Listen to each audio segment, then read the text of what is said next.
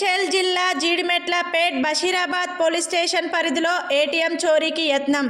అర్ధరాత్రి కోంపల్లి దూలాపల్లి రహదారి పక్కనే ఉన్న ఏటీఎంను కొల్లగొట్టి నగదు దోచుకోవడానికి ప్రయత్నించిన దొంగలు ఉదయం ఏటీఎంకు వచ్చిన కస్టమర్స్ అది గమనించి పేట్ బషీరాబాద్ పోలీసులకు సమాచారం ఇచ్చారు.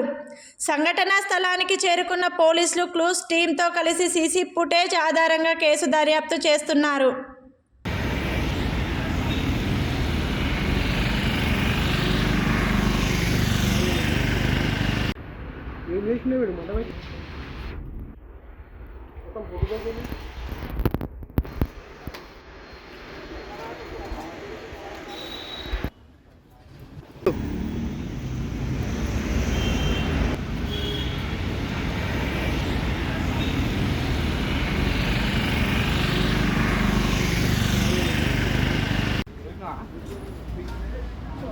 ఐడియా